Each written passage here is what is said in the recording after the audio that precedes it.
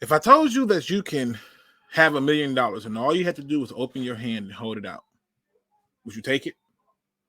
Would you open your hand and reach out and take the money directly from you? If I told you it was going to be a check, or if I told you that it was going to be straight cash and I gave you the briefcase and it's all the money you're going to need is $1 million, just open your hand. The Suicide Prevention Lifeline has made it just that easy.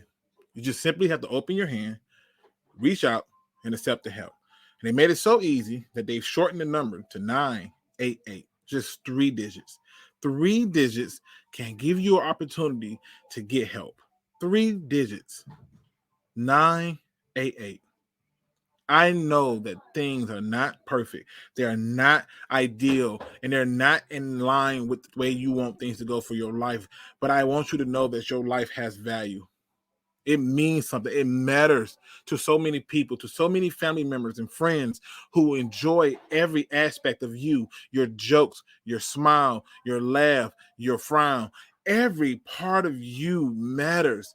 And all it takes is 3 digits to get you there. And for some reason, for some odd, strange reason, you just don't have it in you. You just don't know if you can do it. And you need somebody to talk to because you're not ready to take that step. Then reach out to me. Any of my social media feeds with a simple message, we need to talk. And I would do everything in my power to get to you. You could put a message in the video that says we need to talk Lions football, whatever it is. We need to talk, need to be at the start of it, and I will become your greatest ally. You do not have to go at this alone. So before you do something that we have to live with, before we do something that we have to try to wrap our heads around, do something that not only you can live with, but we all can live with and work through it together. Now let's talk football.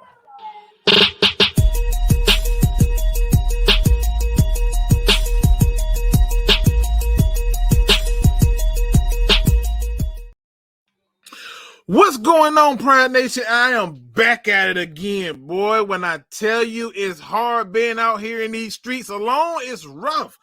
I have been dying on the inside to talk some Detroit Lions football, and it's almost like the universe works in strange ways.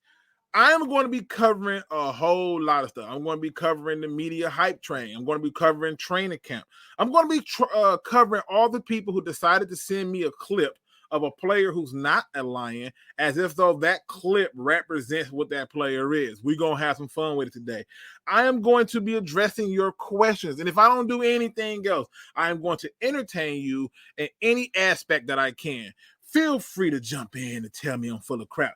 I am beyond hyped to be back, and I love it. It's one of the reasons why I chose this particular picture with the huddle, because this is where you get together where it's just you and your people, where y'all get a chance to check in and see how everybody is doing. And when I see you in the chat lighting it up, my spirit rages unbeknownst to the world.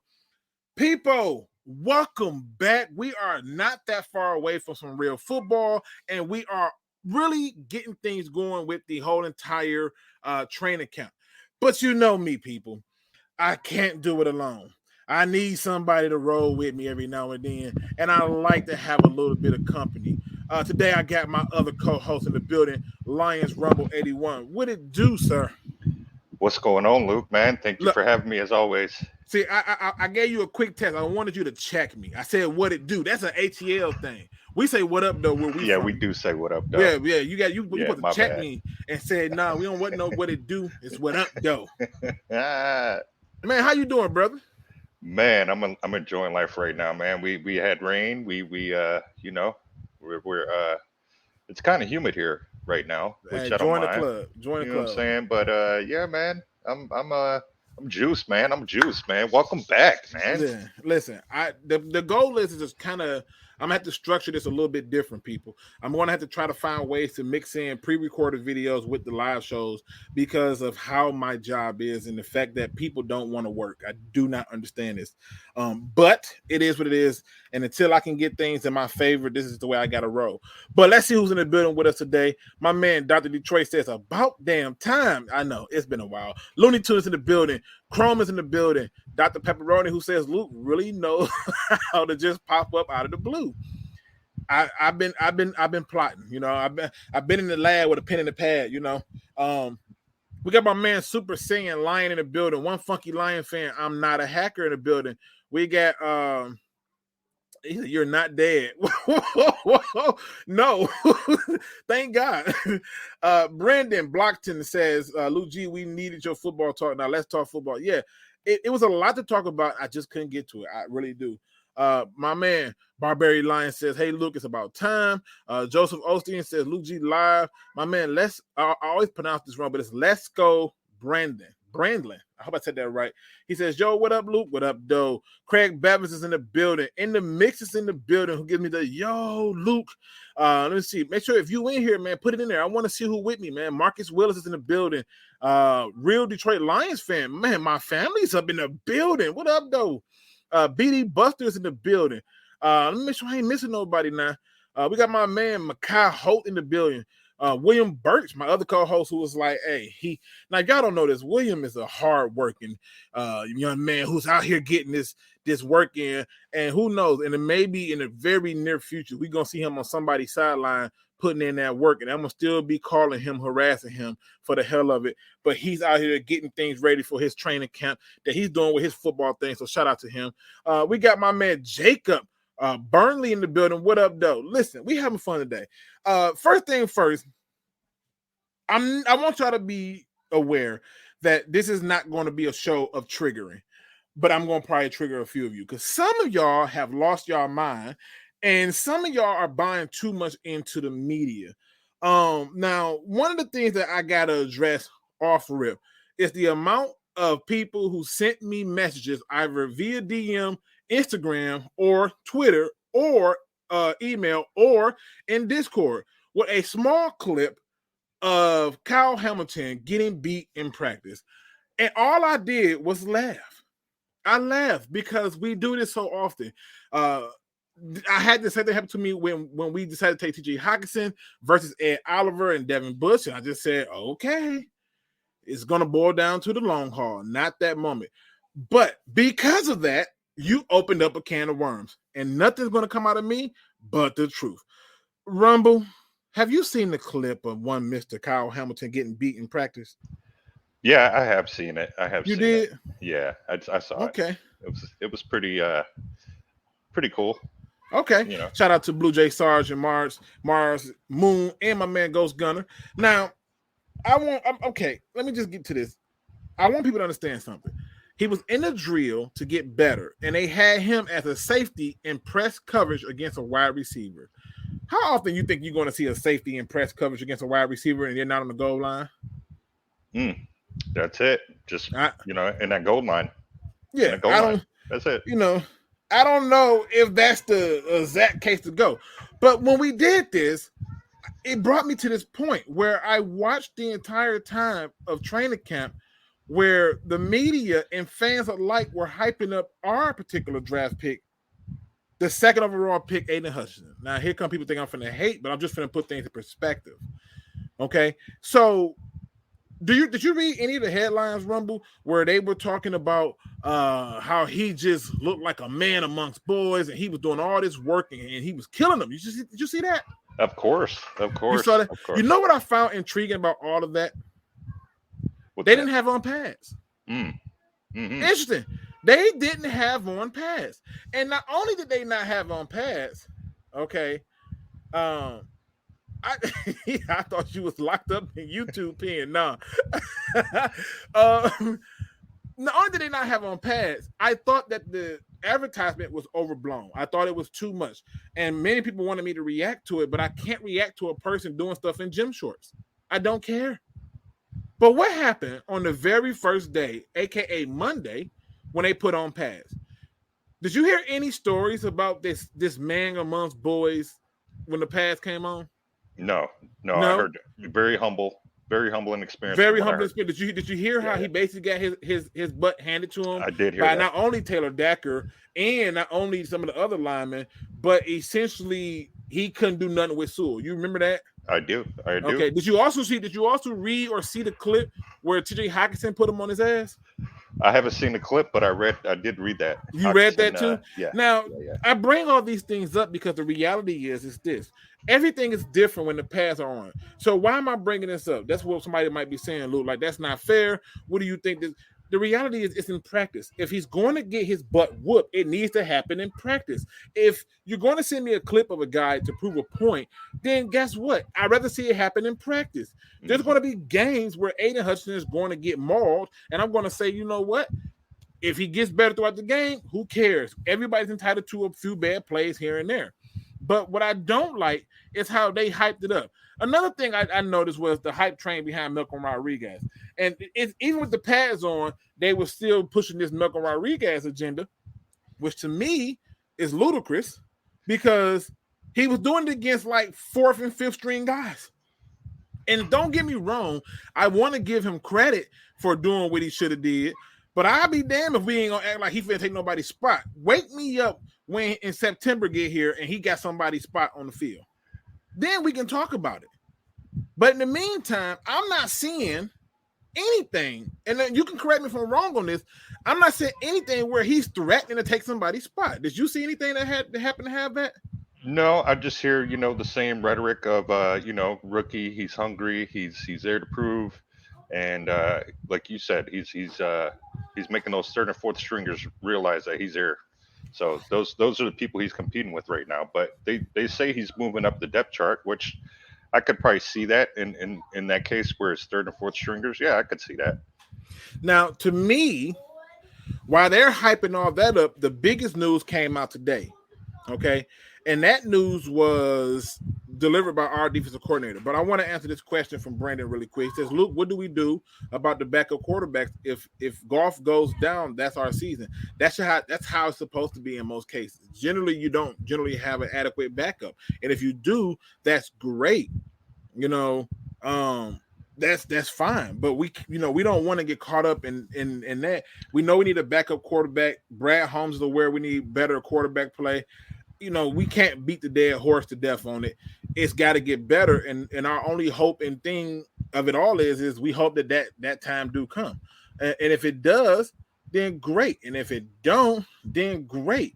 We still have to be better than what we're allowed at this point. So that's what I'm saying. But back to my man's, okay? Back to the man, Aaron Glenn. Aaron Glenn came out and had some very interesting words. And whether I think it was fan service or not, I thought that it was very intriguing. He declares the starting cornerback spot between Jeff Okudah and Will Harris officially open. I love it. What are your thoughts on that, Rumble? I love it, man. These coaches want players here who are going to perform, and ask they want a product. It goes back to Sheila Foraham's letter to the fans a few years back. They want a product on the field that represents not only the city, but is good enough to compete with the rest of the league. So I love the fact that this coaching core does not matter where the hell you got drafted. If you don't perform, there's a door. They want the best man available for that position. So I'm all for it. I am all for it. We've had this discussion before about Okudah. It's not his fault he got drafted where he did. But at the same time, you've been here long enough to know that you were drafted for a reason. So you have to be the shining example for that position. And I don't think he's whatever head games is going on with him. I just don't think he's that guy, man. I think he's a glorified slot corner. He's not Batman. He is Robin. He does not want to be the guy that they have to game plan against. He just wants to be in the mix. And okay. I'm saddened by that, but reality sets in, and that's what we're seeing right now.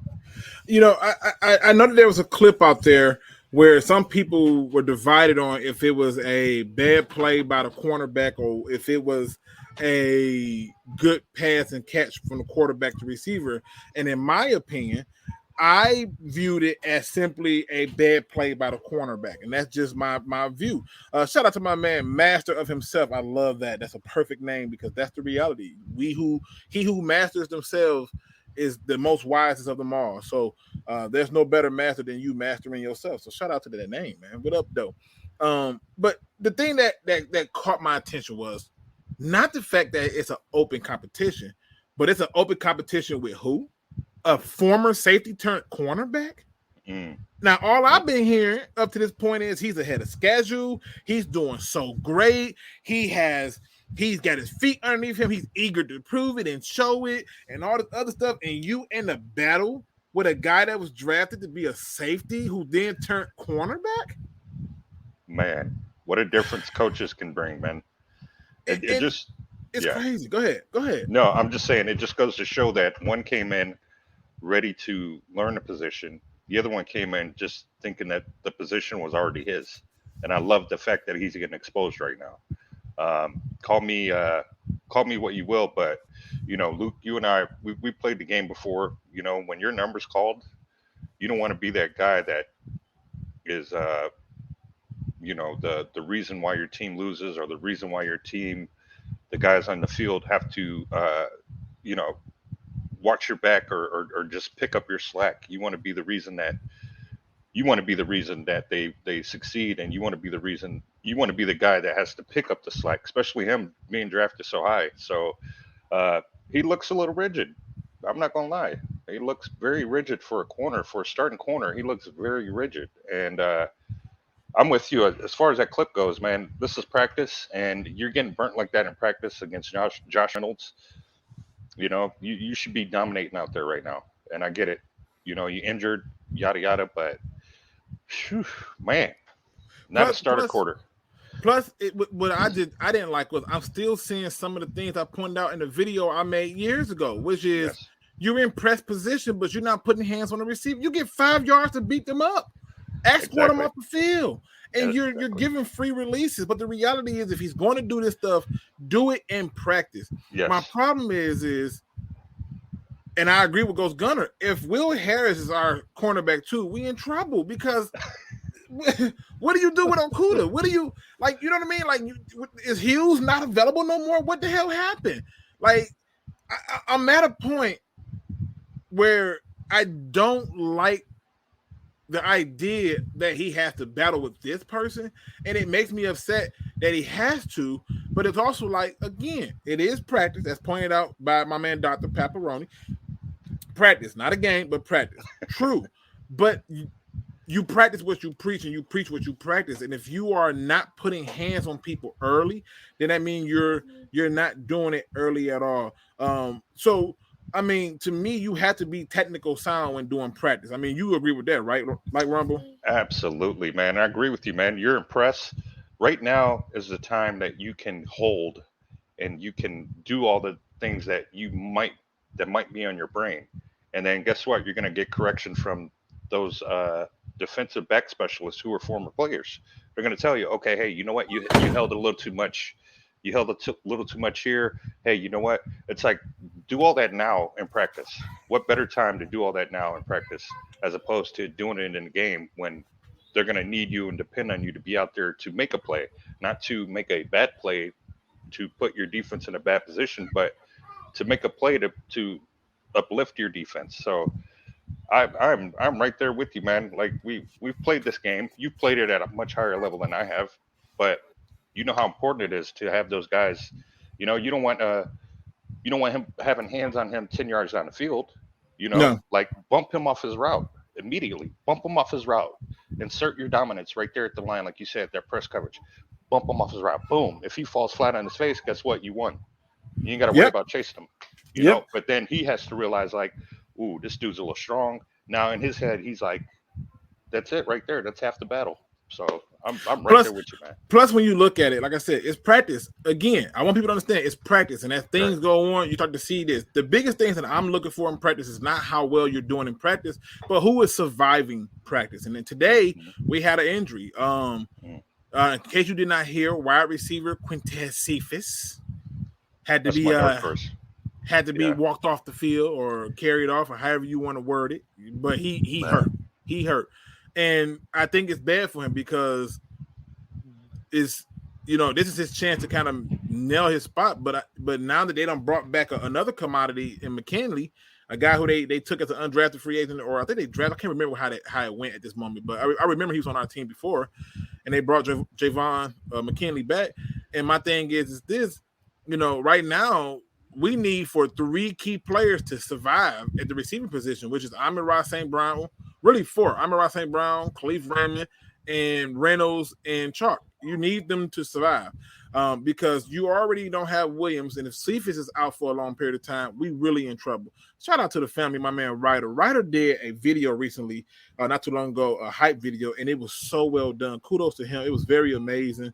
And I was like, yo, it got me going. I was very excited to see it. So shout out to him. Shout out to my man Dan Spanos, Dr. Detroit, and my man's Blue Jay Sarge. My man's out here in the building, rocking with us. I gotta pay some bills, man, because I still rock with it. So I am on different streaming platforms, but all of this is brought to you by Man Hour. Man Hour does have a YouTube channel where they talk about all sports, including all baseball, all basketball, all football teams.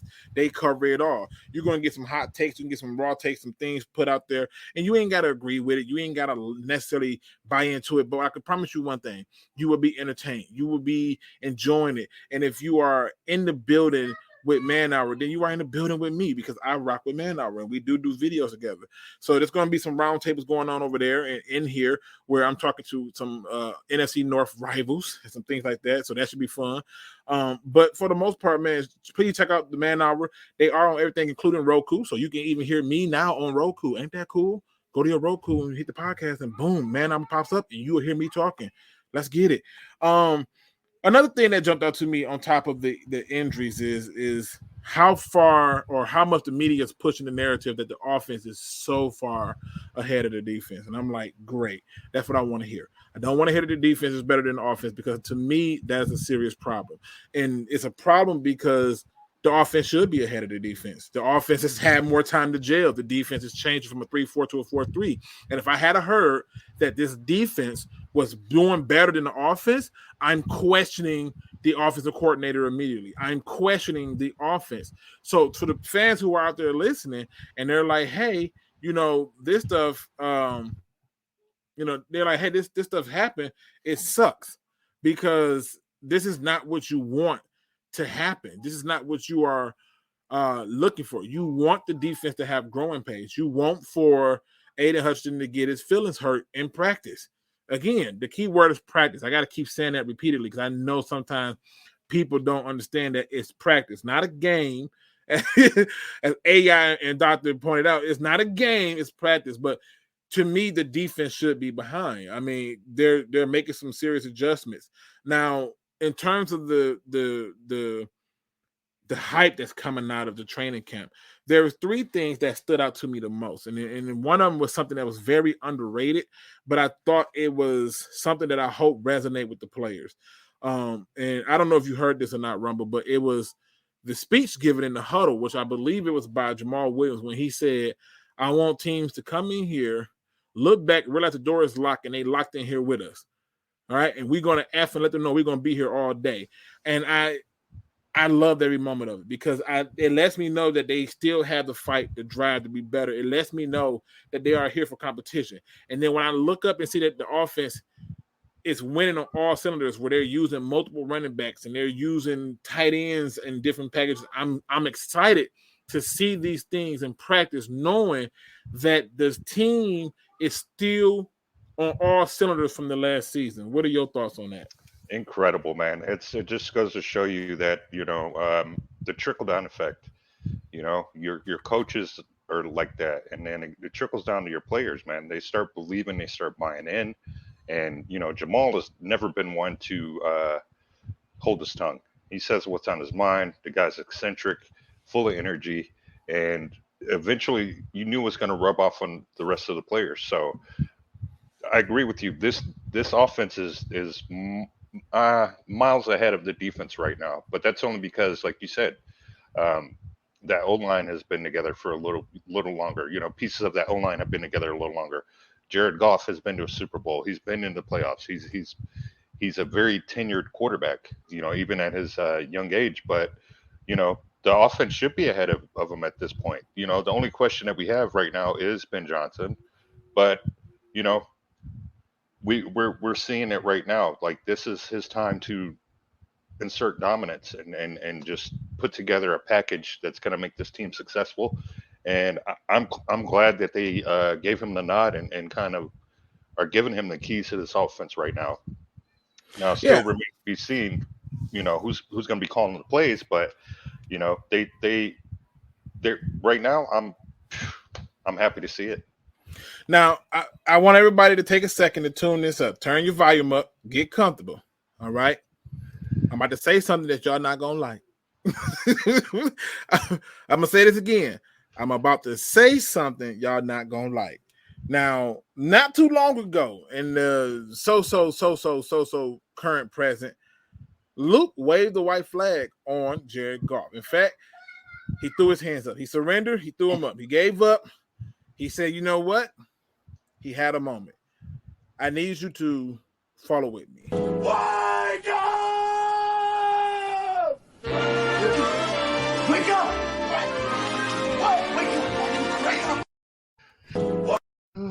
Now, the reason I'm telling you to wake up is because I'm starting to see things that don't align with logic. I'm starting to see things that don't make sense. And in case you did not know where that clip came from, it's very simple. That is one of my favorite movies of all time, Mr. aka School Days by Mr. Spike Lee himself. However, here's my point of telling you to wake up.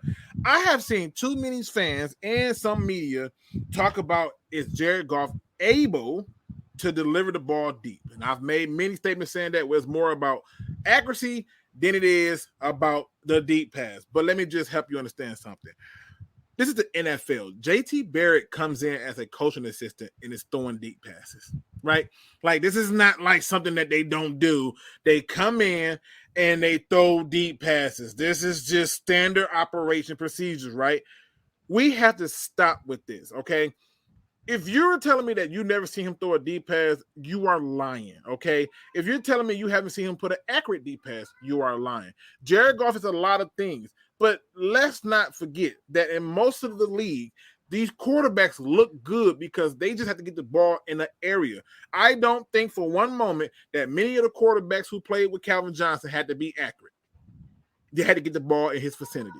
And it's the same thing that's going to come to play with Jared Goff. Jared Goff, and I can't believe I'm defending this, but Jared Goff has done enough, in my opinion, to make me believe that he can get the ball down there to him. Now, can he get it down there consistently, accurately? That's another argument. I can't argue that. But can he make the deep pass? Yes, he can. And I've seen it before where it's like, okay, we don't want to be the people to say that. We don't want to be the ones to say that he can do these things. But the reality is Jared Goff can make the deep pass. And the idea that, oh, well, he doesn't have the chemistry with him. Well, you drafted a guy, you traded up, 12 spots? Gave up a third-round pick to do it too? Yeah, he's going to have to make some plays. And every other receiver out there that's getting the ball thrown to him will have to make some plays. But the reality is this. We have to stop adding to our own agony. We got to stop making it seem like many of the things that are occurring, and it's not the case. It's the Lions. They don't need no freaking help with the stupid stuff. Okay? It doesn't make sense to me to make this up. So that's what it should not be. What are your thoughts on this? The idea that Jared Goff can't throw the ball deep. I think he's very. I think last year he was just.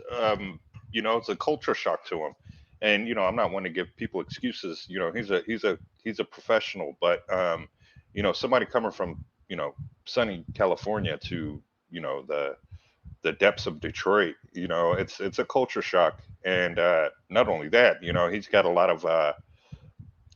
of different weapons that he's not familiar with. It wasn't a cookie cutter offense last year. We got rid of Anthony Lynn, relatively early in the season, and so it was just a bunch of him adjusting.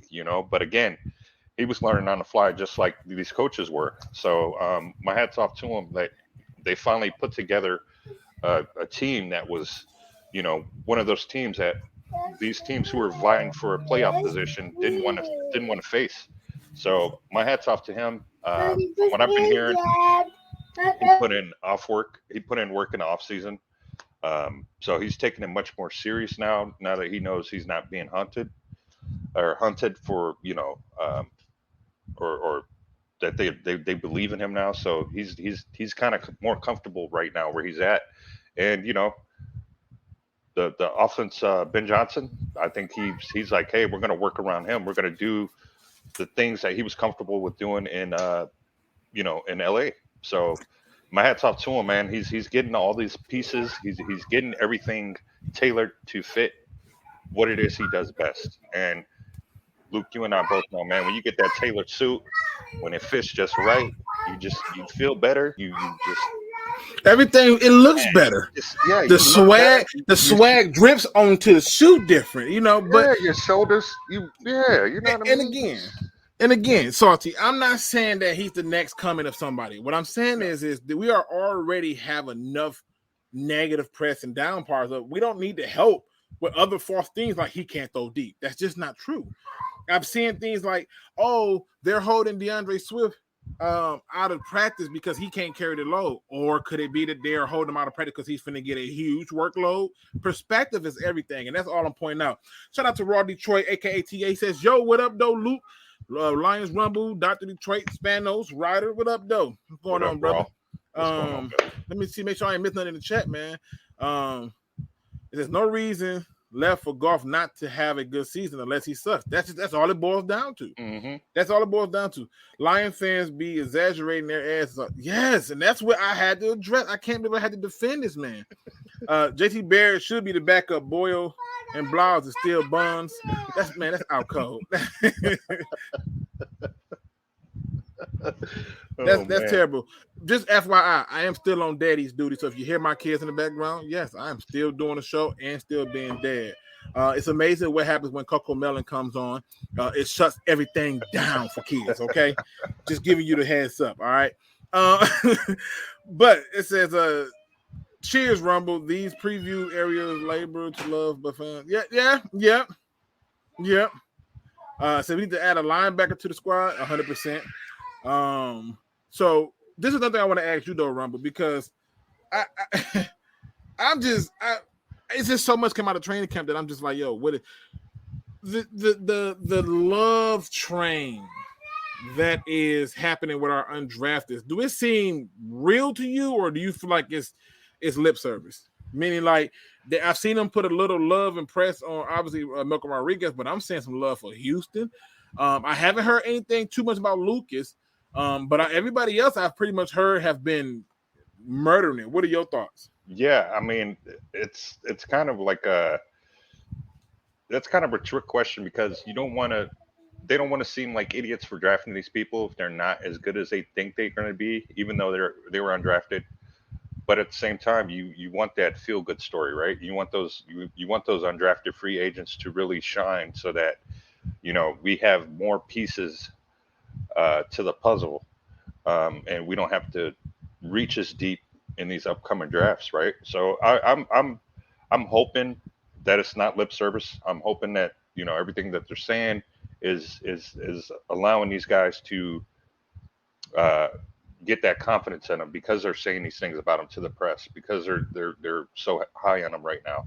So I like it. It's a very thin line. It's to be expected right now at training camp. But again, it's the first week in training camp where they're all fully padded and are actually popping and hitting each other. So, hey, welcome to the NFL, UFAs, undrafted guys. Welcome to the NFL, man. See, use your time wisely here. See, I feel like it's lip service. I feel like everything right now is gonna be blown up. We on Hard Knocks. We gotta keep people engaged. We getting hype videos every day, damn near. They posting on Twitter, Instagram. It's in full fledged. Go at them. But I gotta call a spade, and at the end of the day, it is what it is. It is what it is. All press is good press at this point in time, especially when we're 3-13. As long as they don't keep bringing up the 3-13 record, I'm cool with it. You want to talk about our undrafted rookies? Fine. You want to talk about anything else other than that 3-13 record? That's last year. That's so last year. Hang that shit up and put it in the vault. Yep. The only way I'm gonna bring it out is when I start seeing the results I don't want to see. Something says Goff is $31 million against our cap. Is he really worth that to y'all? Nope. Mm-hmm. But I'm not going to make up false stories and be like he can't throw the ball deep or he can't manage a game. I've seen lesser quarterbacks get stuff done. So, at this point, is it wishful thinking? Sure, but I've seen tape where he's thrown the ball deep and it looked very nice. So I'm not prepared to just act like that's something that should be pushed as a narrative on. Okay, he get the ball deep down the field to Jameson Williams. Will Jameson Williams be playing this year? And how many games? That's another question. So just saying. Nothing wrong with a little bit of quarterback competition to light a fire under the Goff buns to play better. Well, his only competition is Boyles and Blau, and I don't have a problem with Blau. I just wish that they'd get Boyles out the way of Blau. You got him practicing with people that he shouldn't be. Now they're trying to make it seem like in the media that Boyles is having a way better camp than Blau. Okay, but that's even worse news for me because what the hell? Again, I think they're just trying to like exude confidence in him. I don't believe that. It says I didn't realize Barrett was so young. He's the same age as Goff. Yep, and he's a coaching assistant, so he's trying to get into this coaching game. Anthony says we are building our team. Goff contract isn't exactly holding us back. He is place holding and getting an opportunity. We can address this next year if he goes bad. This is true, Anthony. This is true. Let me see. Let me try and miss nothing. It says all Ohio State quarterbacks retire early. Point Barrett. We're gonna see what happened with Fields. Yeah, he's just a coach. You know what I'm saying? He's just a coach, unfortunately. But again, another thing that stood out to me was this: that because they obviously released reports about today's training camp, and they said, "Hey, Aiden Hutchinson looked so much better, right?" And that he got like a pair of sacks and stuff, right? What I love is how they don't put things in context, because from what I'm hearing, those pair of sacks came against second and third string tackles, but that's none of my business. The reality is if you are better than somebody, you should beat them, and that's just the bottom line of it. And I like that, but again, it's practice. When it matters, I want to see you do it. And for me, one of the things that I'm loving that I did not see too much in his college tape, but I'm seeing in practice, at least that he's working on, is a counter move.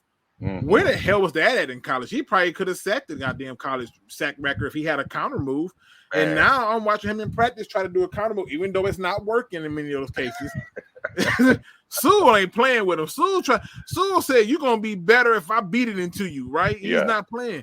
And even Lee McNeil is like, no, Frank Ragnow is a different beast. Like that dude is just that good. Like I don't even know how he's doing this stuff.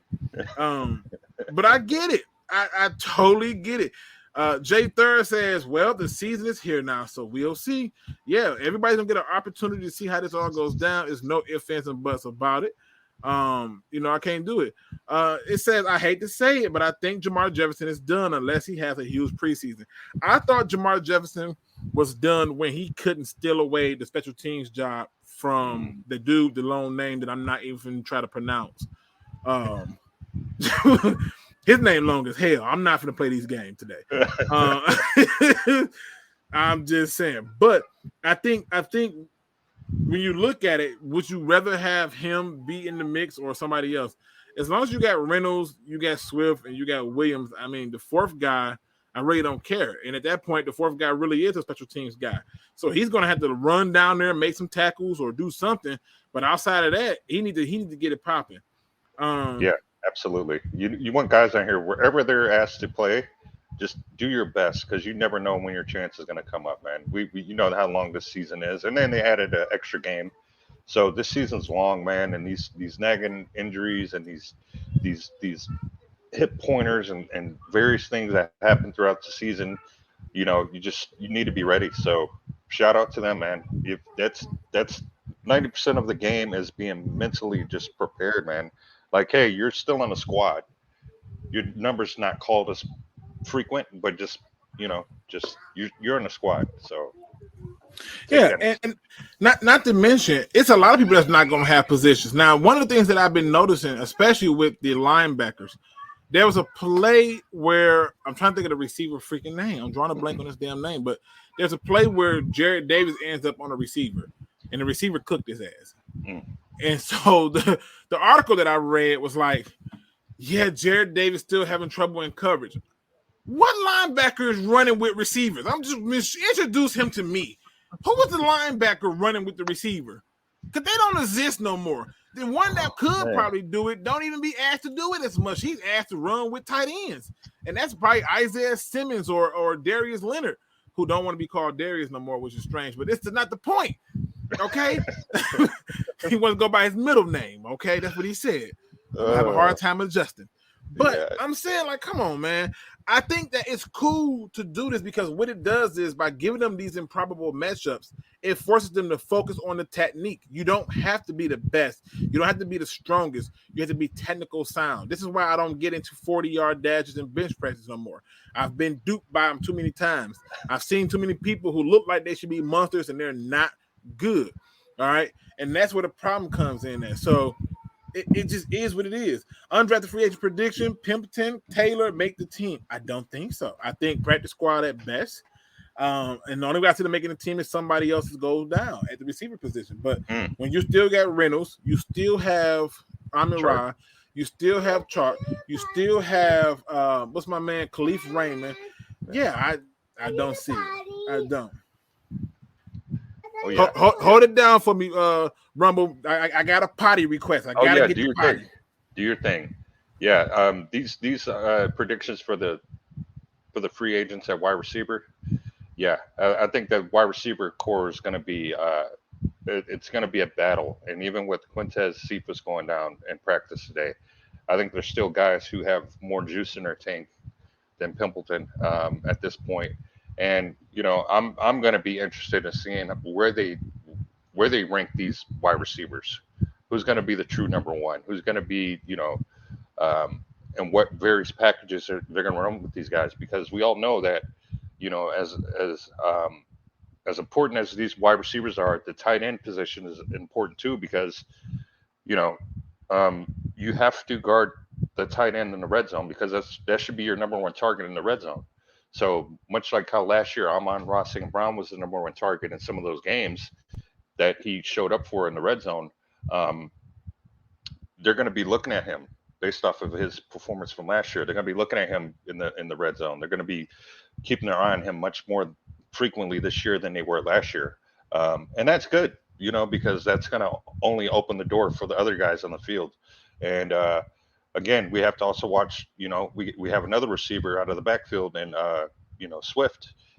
Again, that's another guy who can just catch the ball out the backfield. So again, if you cover all those receivers out there and Hawk and, you have another weapon in the backfield and Swift who can, once those guys are out in their routes and whatnot, ready to block, he can catch the ball out the backfield and take it wherever he needs to at this point. So I'm very, very interested in seeing what Ben Johnson has up his sleeve for all these guys.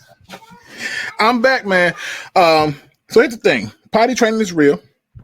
I tried one day to let him go to the potty by himself. That was a huge mistake. To all my soon-to-be parents, new parents, do not do this. To those who have already experienced the potty woes, I sympathize with you. He pissed everywhere. It was so much pee. It was pee everywhere, man. I mean, I was so upset. Of course. I could not believe. I was like, good grief. All that came out of you? Yeah. You still got to bribe him with snacks or whatever? Or you know what? I don't got to bribe him with snacks. He does love the praise, so he does have to get 7 high fives. That's the only thing. Oh, yeah. That's so he gets the 7. But the whole aim for the Cheerios and the potty thing is dead. He don't want. He want to hit more than just the Cheerios. He needs to hit the wall and the floor and he doesn't. The toilet's not even a target no more. It's just it's there. Yeah, it's just there. Buff Dust said Michael Parsons. Michael Parsons ain't running with no receivers. Detroit D says, "What up, though, Luke and family? Pride about damn time." It's been a while, man. It's been a while.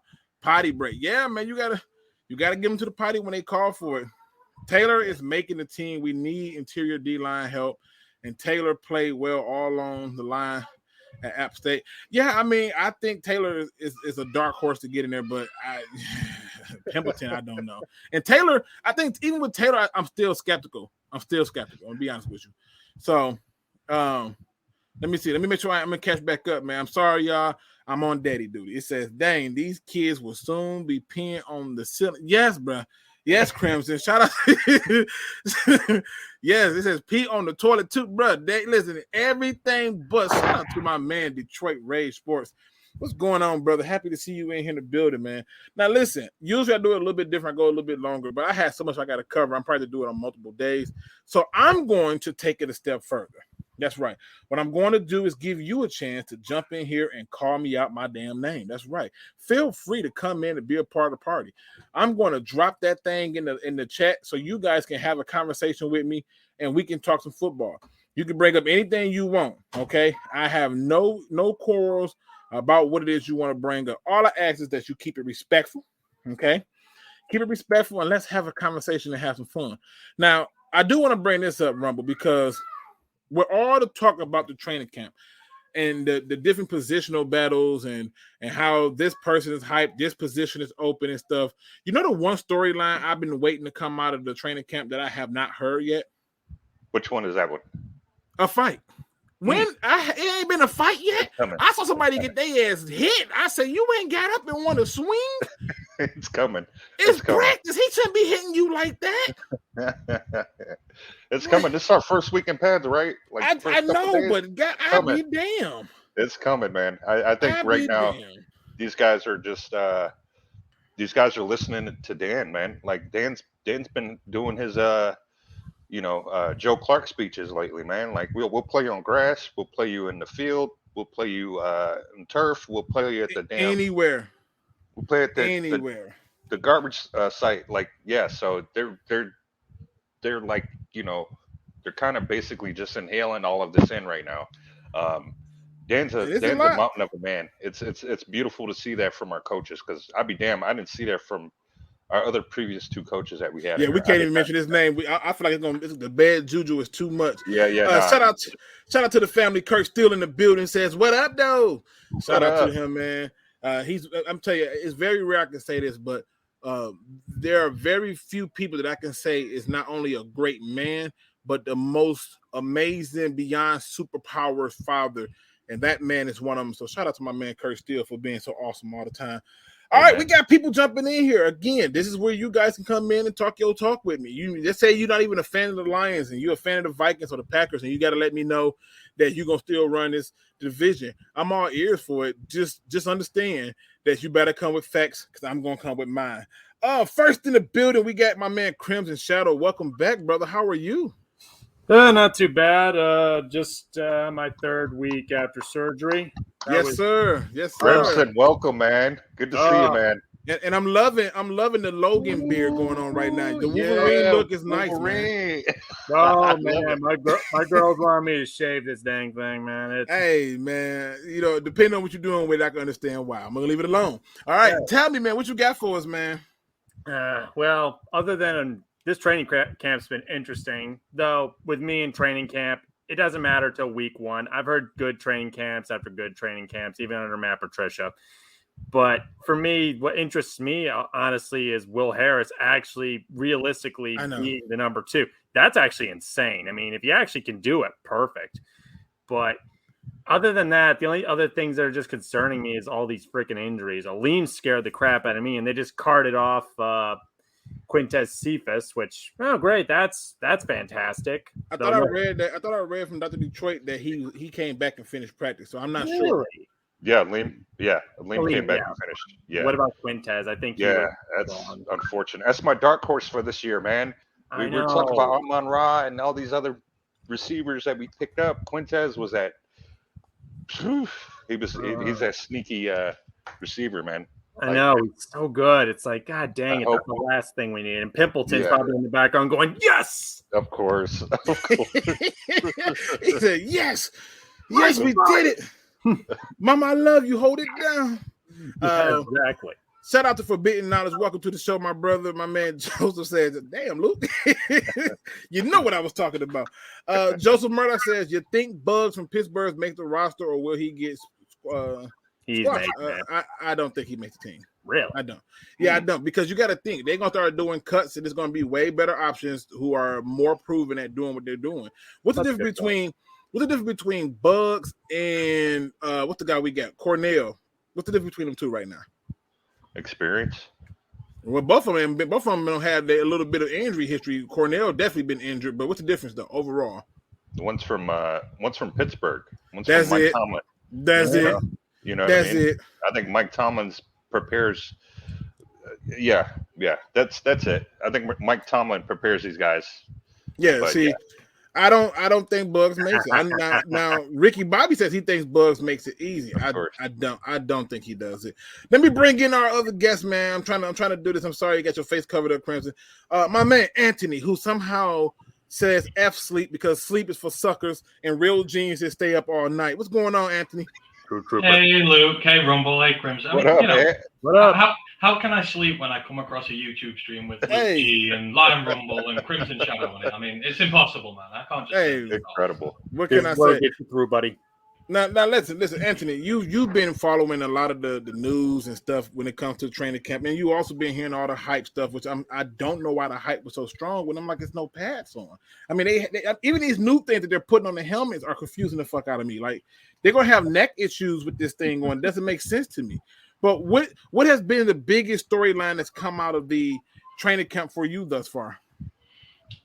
Jesus, I mean, the one that was mentioned, you know, this Will Harris Akuda thing is this is scaring me. I'm sorry. I'm traumatized from what he's done in the past to this team, and I just think, you know, they've changed positions, right? So if he's at safety, Will Harris is at corner. I feel like Iffy's got shafted here because I think Iffy's an outside corner. I like Iffy at outside corner. I think he's developing well there. He played well last year. He got hit by the injury, but I think that's his natural position. And if Harris has been shifted, out to corner, and Iffy's sort of had to make way as almost a sacrifice for that to move him into safety instead, I don't like it. I just really don't. Everyone goes, if he can play safety, but he should be our outside corner. Iffy, Amani, Akuda, I want that to be the core trio there, and I just don't like it from that point of view. So that one's really irked me. But I think the other one, and I know you're going to hate this, Luke, but I think with some of the late around day 3 guys and the undrafted free agents, I think you have to let some of the enthusiasm into you. You have to sort of ingest some of it because some of it's real. I mean, I told you about Malcolm Rodriguez from the draft, that he could be much better than his round 6 pick that we put in there for him. And everything you've seen from what they very first said about him, from the coaching staff, how he picks up plays, how he's a year 3 guy in terms of the scheme. He's playing well in camp. He's put pads on. He's hitting people hard already. Dan Campbell's saying he's already having to move him up the depth board. And I know the depth, linebacker's not great, but I think there's a point where when you look at the tape and you see the player, you have to accept that actually maybe there's something legitimate to this. And I think Emrod is legit. And I think he's going to be a starter sooner rather than later. So, I'm looking forward to seeing it. I'm looking forward to seeing him play. And I still think he's going to be a starter sooner rather than later. Well, I don't hate it. I don't hate the idea. I don't like how they have turned him into the Man of Steel. That's the problem. Even the Man of Steel had a weakness. It's a glowing green rock. And I'm just saying that they're doing way too much to push this agenda that he's going to be anything other than a special teamers. Everything that you said that he did, I don't disagree. But we also got to put context to it. It's against the lower end of talent. And when I start to see him doing this against our starters, I go, oh, snap. Now, are there things that he's doing that I love? Yes. One of the things when I watch linebacker film is I'm always looking to see who initial reaction and read is correct. His seems to be very much there. I'll give him that. It's even better when you're going against somebody who's not going to make the team. It's true, but I think you also have to take into account why was he a day 3 draft pick. And the thing is, people are concerned about his size They're concerned about the reach of his arms and, the ability when he comes out against bigger players. But if you dive down into it, he's a state wrestling champion. He has everything he needs to know his arsenal to learn about leverage with bigger players, to turn them inside out, to get the better of them. The size is not an issue because, as the coaching staff have said, his instinct is top notch. So the size doesn't matter because he's at the play before even someone knows it's happening. All those reasons he was bumped down to a day 3 draft prospect. If you look closely, he negates those with his skills. Therefore, Urdu, he ain't a day 3 draft pick. He's a higher draft pick.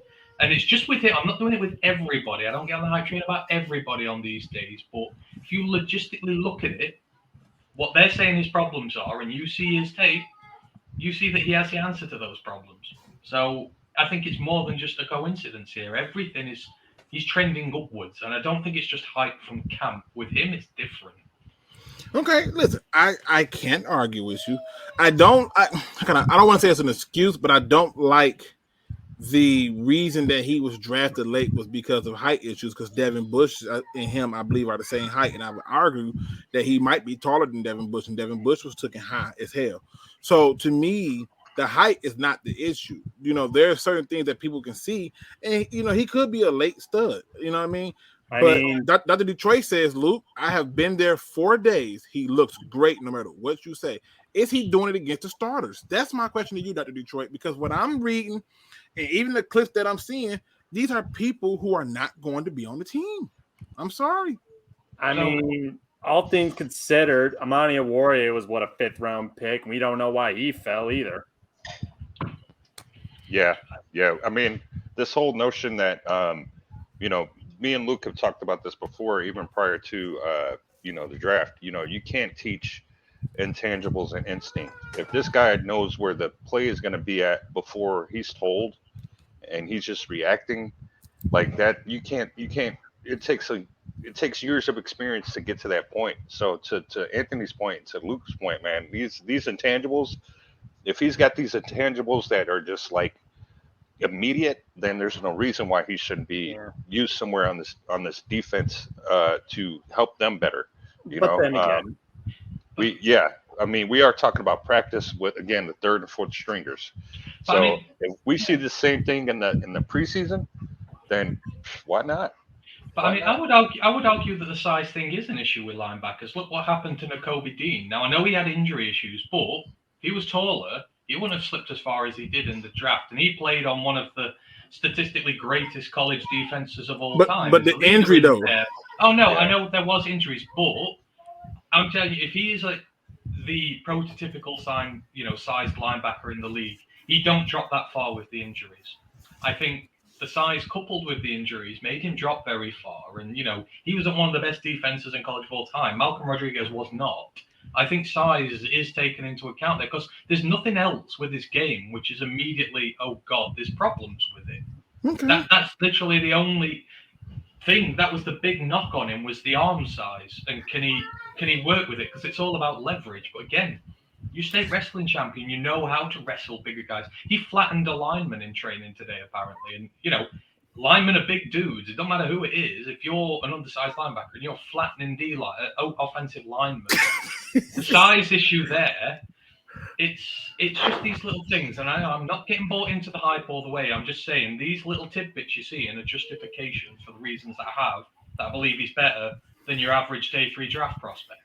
All right. Now, before I bring in our next guest who's in the back waiting patiently, much respect to him, I got to pay some bills, people, because I am a part of something that's bigger than me at this point, where we are on Roku and a host of other podcasts just for me being on their platform. And that is Man Hour. That's right, people. Man Hour. It's a YouTube channel, but they're bigger than that. They're doing so many things. They cover all 32 teams. They cover all the baseball. They're covering hockey. They're covering basketball. In fact, I don't know how they're doing all of it, but they have literally taken some of your favorite content creators and brought them to this one platform where I can still stream on my channel, but now stream to their platform, as well as Facebook and a host of other things. And you get to see the different perspectives and stuff. So right now they're at like 1.95. I'm trying to get them, higher than that. But it's up to you to get that done. It's going to be entertaining. It's going to be fun. You're going to disagree, agree, but know that it's all in the spirit of sports and sportshood and sportsmanship. So again, that's man hour. Shout out to the people in the family. All right, good people. My next guest is up in the building. He waited patiently, and if you want to join the show, please feel free to do so. And let me do this really quick before I bring him in, because he asked this question a few minutes ago, and he was patient as hell about it. So thank you. Cake Man 1218 says, where do you see Michael Brockers after the season? Off this team.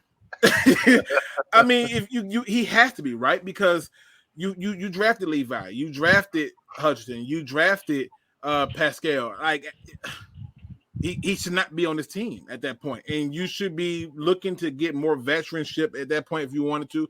But I don't think he's here at the fact. So for me, it's just like, okay, it's strange. Now, Dr. Detroit is saying that Rodriguez looks really good in practice. So hey, I'm taking your word for it. But I laugh and chuckle because my man Joseph says, is Rodriguez the Rudy of the Lions? We're going to find out. Rudy. Cake Man also said he loves watching everyone's channel. Thank you for the support. Dion is an inch taller but weighs about 10 pounds less. Like I said, Dean. Dean. Yeah. I mean, Dean, I'm sorry, yeah. But I don't think that the height thing is as big as it's been made out to be. I could be wrong. Who's to say? I ain't mad at him. And he said he just subbed. Hey, shout out to you. Detroit definitely needs to be looked to spend some money in 2023 on a stud linebacker. That's from my man DeAndre Baker. Listen, I was disgusted because I thought that they had a chance to fill all their holes this year. I really do believe that.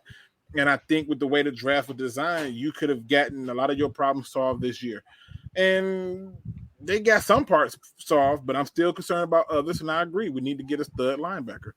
Plus, Rodriguez sidestep, shedding, blocking O-line would be lightning. Okay. Let me bring in my guest, Ghost Gunner, in the building. Gunner, what up, though?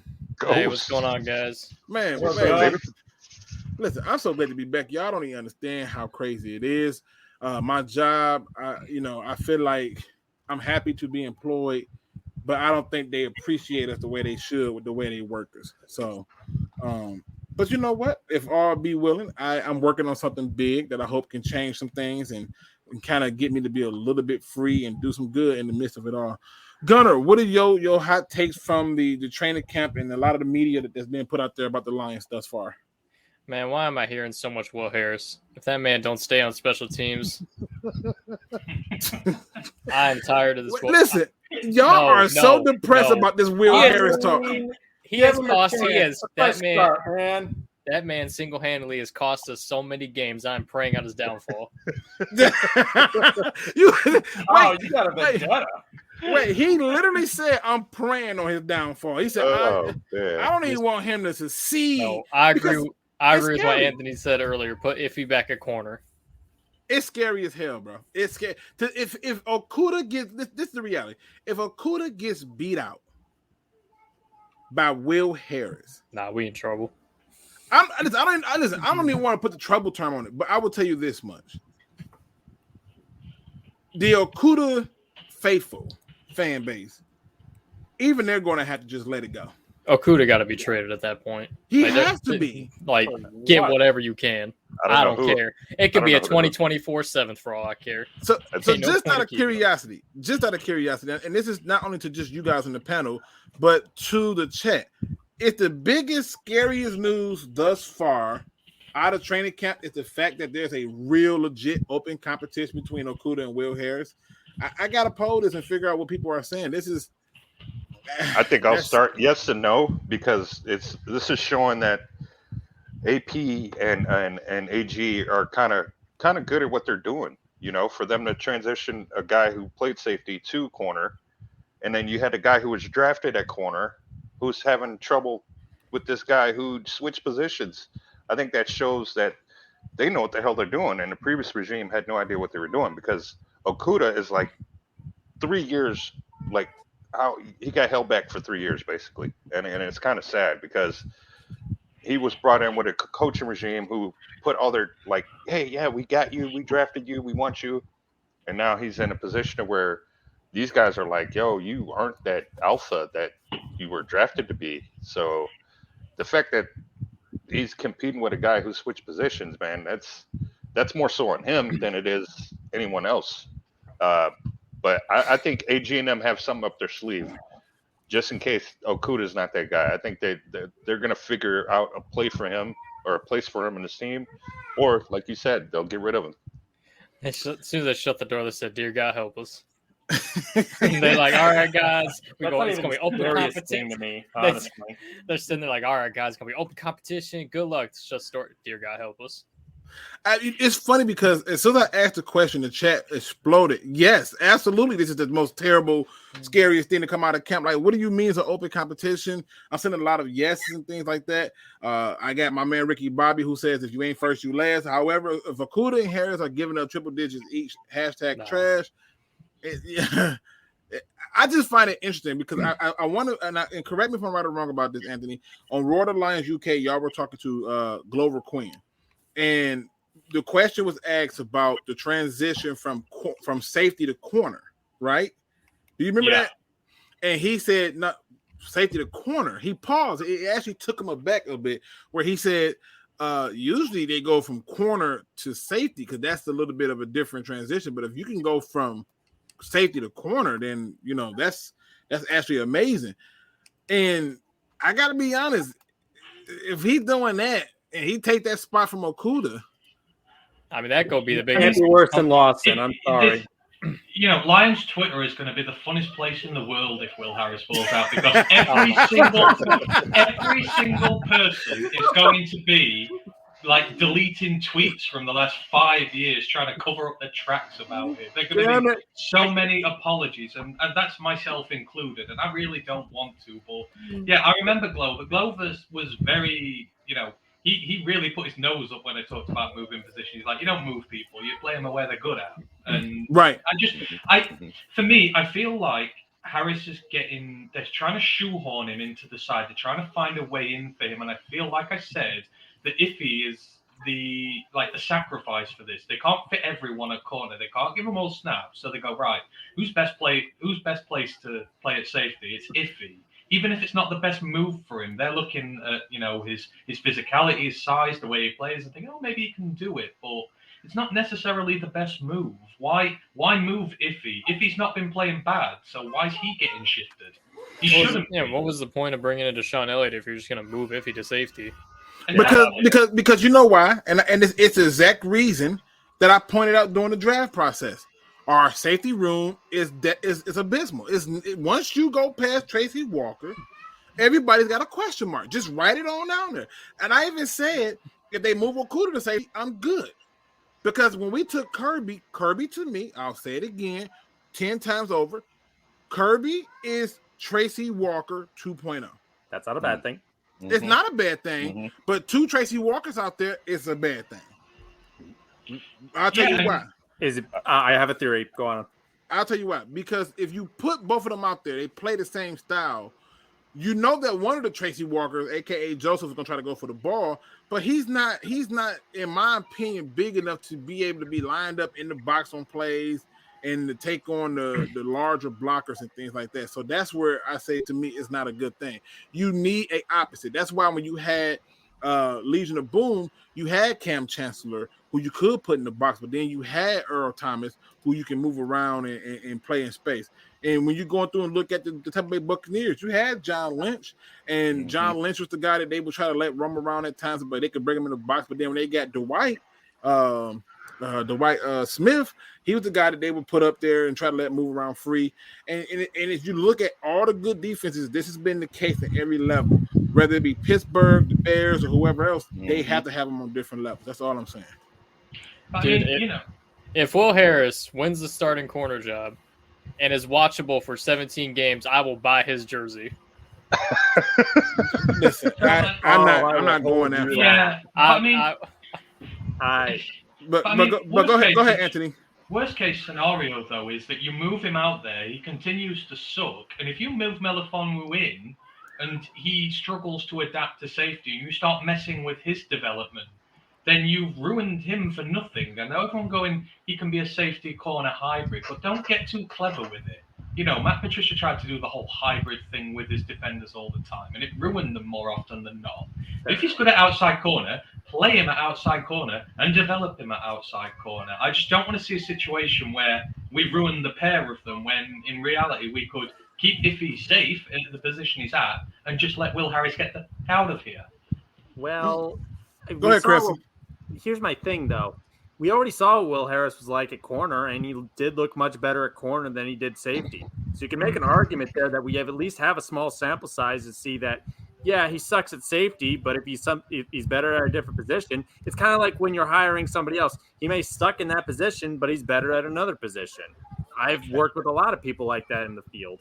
So I'll take it one step further. This team, the defense, we keep saying it. Anthony keeps saying it. Luke, you keep saying it too without saying the word, but it's versatility. Why we can flip-flop Will Harris if he becomes that guy. We can flip-flop him if need be. We can also potentially be able to flip-flop, my gosh, I can't even say his name, Melifonwu. We could potentially flip-flop him. We could potentially bring these guys up in the box if need be. Again, this defense are changing. It's going to be much more attacking. So they're hoping that this D-line gets pressures to rush these throws to make up for the lack of linebacker, to make up for the lack of, maybe not our secondary being the greatest. But my guess is that the Will Harris thing is probably pushing Okudah to be like, wait, hold up. I'm the real corner here. So maybe they're trying to play head games with him. I don't quite know, but that to me is by far one of the most incredible things that I've gotten out of this training camp with Aaron Glenn actually making that publicly, because Aaron Glenn is a no holds barred dude. He says what he means what he says. And I'm thinking like they Okudah better come with it, man. That's all I know. He better come with it. Let me get to the chat really quick. Bill Hawkins says that football is 90% mental. Why question the hype of these players? If you can pull a player head out of his ass and build him up, then see what he can do with confidence. Bill, I like you. I like the idea. I do. But the reality is this. Confidence is great. Don't get me wrong. Confidence is amazing. You still have to have the ability to do the job, right? There are some things you got to have the ability to do. And the best way I can kind of describe it to you is like this, right? I can be the most confident person that I can fix your car. But if you are certain that you want your car to be damaged even further, let me attempt to fix your car. I have no clue what the hell I'm doing when it comes to a car. And so to me, you can be confident. Hell, I'm confident that I can fly until you push me off a building and I don't.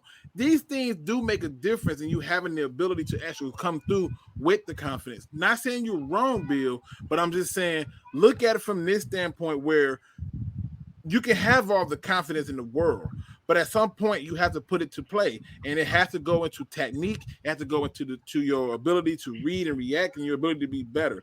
So I'm not downing them or anything. I'm just saying let's be more realistic about what their real role is going to be on the team. That's all I'm saying. I think, the problem I have with this whole Harris thing, again, we're basing this team on a meritocracy. You earn your way in here and you get your place based on that. If Ifiatu has not done anything to warrant losing his position in this team, he could be outside corner one. He has that potential. So, like Joseph said in the chat, they missed their opportunity to fix safety this year. They knew our safety room was terrible, and yet they still only chose to go with Kirby Joseph in the draft, a third-round project who needs work, and Deshaun Elliott, who is a career special teamer. He's done some work at Baltimore, but they deliberately chose not to make that room better. Now, Ifiatu should not suffer for that decision. By one, Will Harris getting his position just because Harris sucks at safety, and two, because they've not got the depth there, so they're moving him over to play there. I just don't like how they're treating him with it. I want him to be my outside corner one, and I want to train him there. It's not fair on him. It makes sense. You're basically saying, look, I don't want him to lose reps at a position that I think he should be at and would be better suited to help us with our cause. But I think the problem is that safety spot is so damn bad. And they're indirectly showing you this by bringing in all these different people and moving people around to play the spot. And I'm telling you, I think the last straw is Okudah moving to that position. But hey, we will see. My man, Kate. I'm sorry, Anthony. Cake Man 1218 says, I'm going to the first preseason game How do you think the Lions match up against the Falcons in the future of the regular season? I think when you look at the Falcons as a whole, wait a minute, who I lose? Crimson. All right. I think when you look at the future as a whole, or that game as a whole, the future looks bright. But that game as a whole, take no stock in it. You're trying to see who gets into the game and has some fight in them. Who won it? Who's playing fast? Who's flying around? Who wants to be seen? That's what that game is for. By the time they get to the second game, which you can argue might be the dress rehearsal, again, that's just making sure that they got certain little key pieces in play that they want to, do foundationally to keep them going.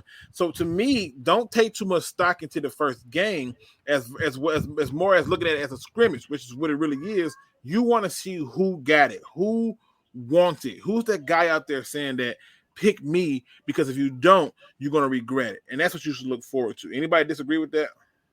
No, I think the one thing I would want to look for, I want to look for the tempo. They've made it a big issue to say that the offensive tempo has to be good. It has to be quick. None of these stupid delay of games. I know they were having trouble with it in training today. I want to see that from the off, because that's what we were sold on. That offense is going to get a lot more simplified, and the verbiage is going to be a lot more simpler. It's going to run a lot smoother, because we shot ourselves in the foot so many times last year. So in preseason, I want to see that installed. I want to see that tempo. If not, the scrimmage reps and that, I want to see the offense working better. Yeah. Cake Man says also, where can I find the channel of Lions Rumble and the rest? Well, they're not. Lions Rumble channel is right here. He rocks with me and is co-hosting with me when he's not working to death like I am. And the rest are subs. You can actually jump in and talk ball. There's a link in the description, not in the description, but in the chat that's pinned to the top. If you click that link, you jump in, you have a conversation with us, and we bring you in. I just ask that you keep it respectful and have a good time. That's all it is. So yeah. Let me see. Some people are confident they can fly until they have hit the pavement. I mean, like I said, confidence is cool, but you got to be able to do. Let me see. I heard that Cephas got hurt today at camp. Does anyone know the depth of that injury? I think I just read a few minutes ago that he's good. But speaking of reading, things pop up quick, and I was just saying that I ain't hear nothing about no fight. And apparently, Will Harris threw a punch or took a swing. That's how they worded it. Took a swing at Amon-Ra St. Brown, and it was quickly broken up by Khalif Raymond. And so now Harris is now operating exclusively with the twos, and that the coaches did not jump in. They allow for the players to govern themselves. Great leaderships allow for them to do it, and I think that's dope. But that's the first one. I'd be mad too if I was trash. I hope Amon-Ra jackhammered him. Goldberg. Yeah. You and Gunner is like, get him the hell up out of here. You know what I mean? Like, yeah, I get it. There's a bunch of dudes confident they can beat Mike Tyson. Those are some of the best examples. What do you say? Everybody got a plan until you get punched in the mouth. I think that is a big thing this year that we're. It's even me. You know me, Luke. I'm the most optimistically happy guy in the world with this. But I have listened to a lot of the hype recently, like Jamal's speech yesterday and that. And I find myself, I'm like, right, this is good and all, but I need to see it now. I think last year was the year when we could be bad and we could say, look, we're going to work hard. We're going to try and win games, but we're not going to be able. It's a difficult situation. That's fine. We were three plays away from winning 6 games. I'm at the point now where it's like, right, you're going to hype me up every week, tell me that you're going to lock teams in a cage with you. You're never going to go away. You're going to beat them down. I need to see that now. Yep. Words are not enough anymore. And if you go into the Eagles game and get rolled over by 40 points, I'm going to lose faith in you very quickly. So, the hype now is done. I've taken as much hype as I can. Now it's about results. And that's what it has to be this year. They have to show that they can back up what they're saying. Yeah. I mean, everything you're saying, in the words of all people, I detect no lies. I right now, there's a promo video out right now. I know it's on Twitter for those who are on Twitter, but it's a promo video out where they are showing a small moment from the Hard Knocks where my man Dan Campbell is talking to the people. So just FYI, in case you're looking at it. But yeah, I think that most of the fan base should look at this upcoming season with a level of optimism, but realism as well. Because what I think is starting to happen at this point is the media is dictating the story. And that's not where we're supposed to be. That's not how it's supposed to look. And that's not what you want. And so to me, I want people to just take a second and say, you know what needs to happen for us to win? What needs to be the foundational work done for us to win? And if you do that, then great. Wait a minute. Adam lost his damn mind? All right, I got to show y'all this. Okay. First of all, shout out to Woodward Sports, right? And shout out to my man Adam. But I got to show y'all this, all right? Again, I'm always looking. What? I saw that. What? 0-17 Bears. 0-17 Bears. 7-10 Lions. 11-6 Vikings. 10-7 Packers. I'm at loss for words on this because Vikings are winning. Packers are going to win the division. Two of those teams got new coaches. The Bears got a new coach. The Vikings got a new coach. You telling me the Vikings with their new coach is going to come in and do better than us? That's hard. That's a hard pill to swallow. I mean, seriously. The Bears are going to be bottom. I think that's clear. They'll be bottom by a distance. But Green Bay are not as bad as people make them out to be. The only problem they've got is a receiver. And history tells you that Aaron Rodgers turns bog standard receivers into good receivers. Look at Alan Lazard. Look at Robert Tonyan. He did nothing here with the Lions. Then they took him there and they turned him into one of the best receiving tight ends in the league. I know where he an all-pro tight end. You know, and actually they got a lot of talented players. They took Romeo Doubs. They took Christian Watson. These guys have a high ceiling. And if he even gets a little bit out of them, then Christ, they're just back to beating the crap out of the rest of us this year. So they're a good side. With them, then it'll be the Vikings, then it'll be us, then it'll be the Bears. I still think we split those games with the Packers this year. I think. Yeah. I think these guys have taken it on themselves to just at least, raise questions in the NFC North, man. I don't know. I just see a different. I just see the players have much more confidence in what Dan is saying. So I'm under the impression that they're going to run through a wall for him, just like he would for them. And I just think the NFC is going to be North is going to be put on notice this year. There's no reason that we can't do well. Oh man, there's no reason we can't do well, Rumba. I mean, we beat Minnesota last year. Yes, that was them with a playoff team and us with our team that was battered to high heaven. Third and fourth stringers out there. Yeah. Again, so we're better than the Bears on both sides of the ball. There's no reason we can't beat them. There is no reason we can't beat the Vikings. The Packers are a different thing, but then our schedule, the Panthers, the Seahawks, the Jaguars, the Jets, the Giants, people going into the season with low expectations, it's like, hold your team to a standard. Yes. Eventually, you have to start having standards. And if you're going to lose to teams like the Jets, the Giants, the Jags, and that this year, and not compete against them, then I'm sorry, but that is not good enough for this Lions team. They showed last year they could compete with a bad team that was battered. This year, you should be expecting wins and more of them. And it is not a bad thing to, if they don't, to be angry with it. Because you should be.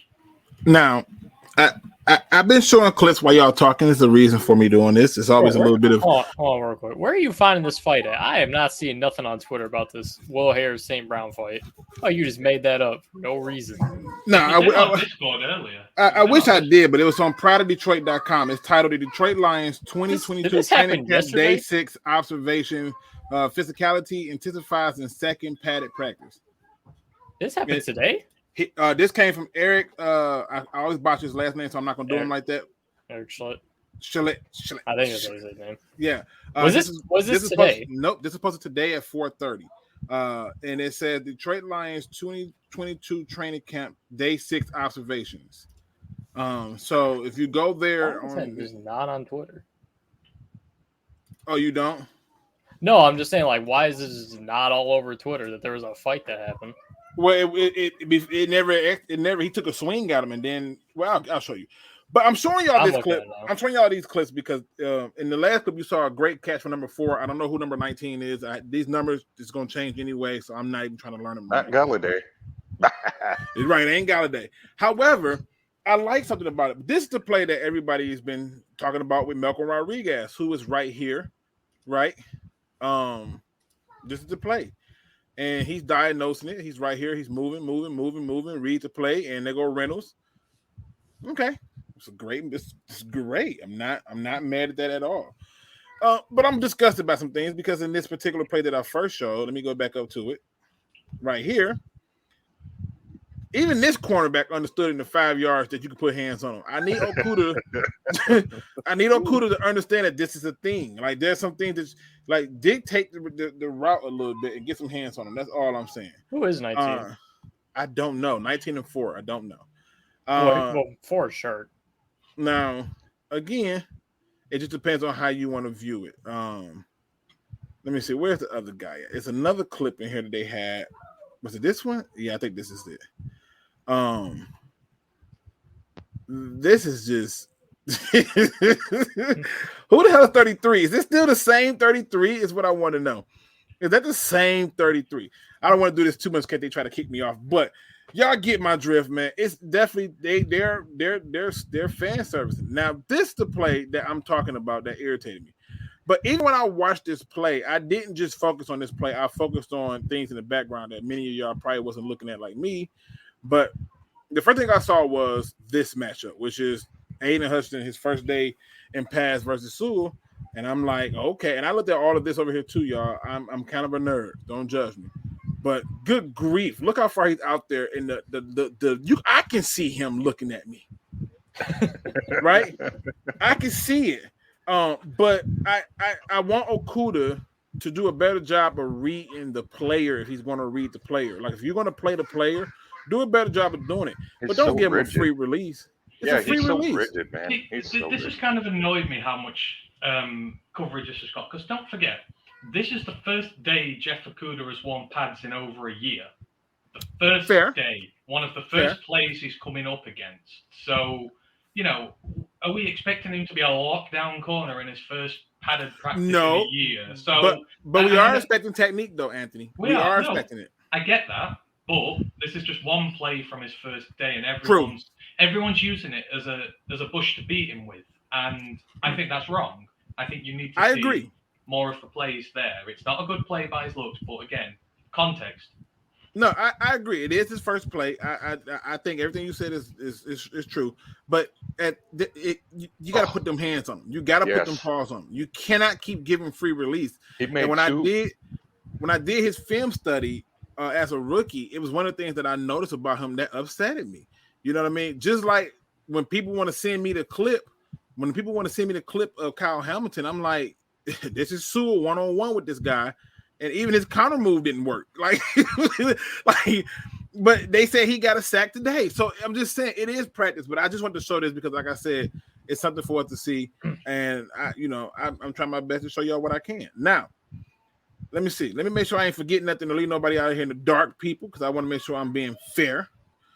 I saved this one question just on purpose because I'm seeing a lot of expectations. And look, this is another good point. Okudah needs to squeeze wide receivers on the boundary, and he didn't. And that's what I'm. I learn from other people. Like that's been my whole life, and it's not just football; it's in life in general. I learn from other people's mistakes and stuff. And Deion Sanders, Darrell Reeves, the best of the best corners say, "I used to play mind games with the receiver. I pop them one play, next play I pop them again, and the third play they reach out for it, and I'm not even finna pop them." Yeah. Okay. And to your point, the sideline is your friend. You push him to that side. Even in basketball, man, the sideline is your friend. Like if you're dictating them and they have to kind of run through you in order to complete their route, 9 times out of 10 it's going to be a flag. So like you said, man, those little things like that, it's like he doesn't even realize those common things right there. It's like, dude, push him to the sideline. You get 5 yards, knock him off his route. The fact that he was able to sit there and move his shoulders and dictate, okay, I'm gonna, do all that. No, man, you gotta pop him. Like, nope, I'm here. Get to the sideline. Like, yeah, man. Yeah. So I say this question on purpose because I had someone to address this ridiculous. So, but I say this one for the end. And it's with all the love that they are now getting, okay, that they're now getting. It's been an up-down roller coaster, but they're now getting some of that love. My question is very simple with all of you.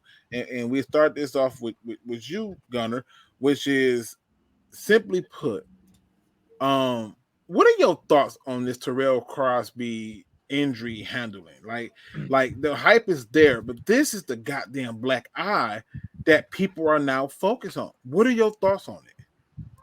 I mean, if it was true that they treated their players like crap, I think that it would be way more outspoken. I mean, the energy wouldn't be the way it is that you see in practice.